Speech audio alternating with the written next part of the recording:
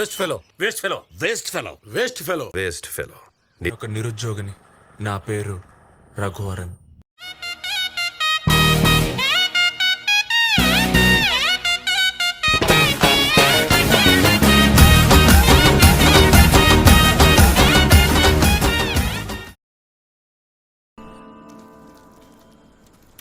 ఎవరు పక్కింట్లో కొత్తగా దిగినట్టున్నారు?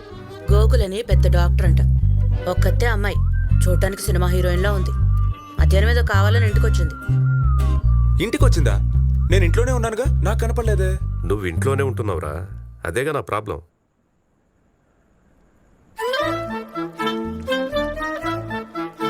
వేస్ట్ ఫెలో అనేవాడు ఎప్పుడు పొగరగానే ఉండాలి. కాస్త బెండైనా బెండు తీసేస్తారు. రే కార్తీక్, మా టేబుల్ మీద పాలుంచాను, తీసుకో. సరే మా.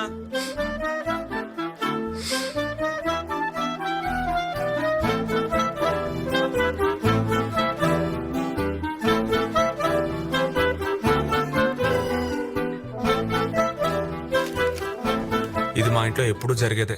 ఈ సిగరెట్ ప్యాకెట్ దాయడానికి నేను పడే తిప్పలు అన్నీ ఇన్ని కాదు. Harry Potter go go. ఉద్యోగం లేకపోతే కనీసం నువ్వు పేరు పెట్టి పెంచిన కుక్క కూడా నీ మాట ఎందు.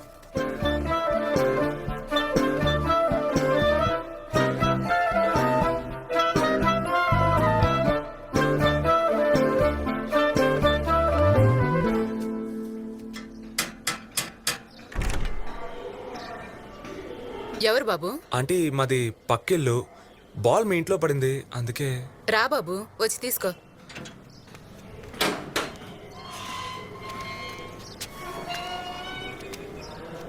నీ పేరేంటి? రఘువరన్. ఆహా, ఏం జాబ్ చేస్తున్నావు?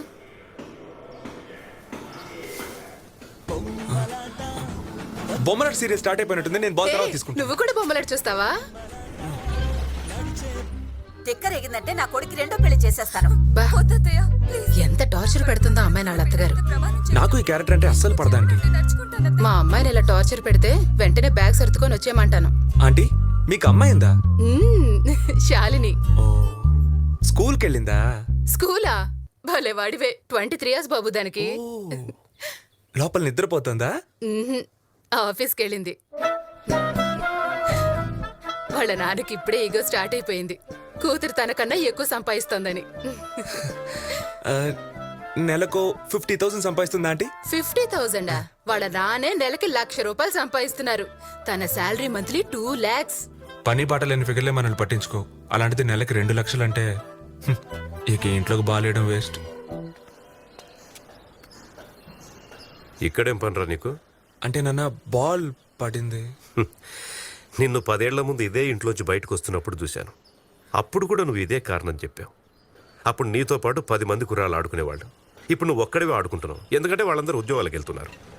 ఈ ఇంట్లో 3 ఫ్యామిలీలు మారాయి, 5 సార్లు పెయింట్ మార్చారు. కానీ నీలోనేరా ఏ మార్పు లేదు.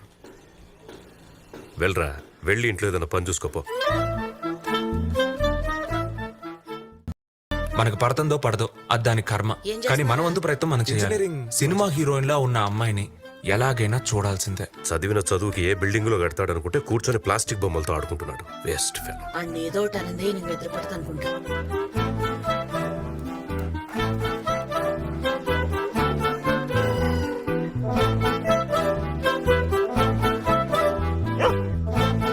బేసిక్ గా నేను చాలా డీసెంట్ ఫెలోని. కాకపోతే సిచ్యువేషన్ బట్టి అప్పుడప్పుడు ఇండీసెంట్ గా బిహేవ్ చేయాల్సి వస్తుంది, తప్పదు. Harry Potter, Harry Potter. అన్నం పెడదాం అనుకుంటే ఎక్కడికి వెళ్ళింది ఇది? రేయ్, నువ్వు ఇక్కడేం చేస్తున్నావురా? అందరం కింద ఉంటే. ఏం లేదమ్మా, ఊరికే. ఏం తోచట్లేదు. ఏంట్రా అది? ఏం లేదమ్మా. ఎవరైటు? ఏంటిది? చెప్పానుగా ఇందాకే, కొత్తగా ఇంజనీరింగ్ కురాళ్ళ కోసం ప్రాజెక్ట్ అని. అదే ఏదో. ఏం చేస్తారా దీంతో? ఇది టెలిస్కోప్ లాంటిది. అందులో చూస్తే దూరంగా ఉన్నవన్నీ దగ్గరగా కనపడతాయి.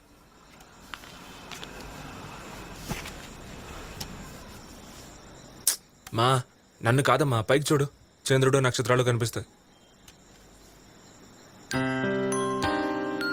అవునరా, పక్కనే ఉన్నట్టు అనిపిస్తున్నాయి. మా, పట్టుకోలేమమ్మా. ఏరా రఘు, ఇది నువ్వే తయారు చేసావా?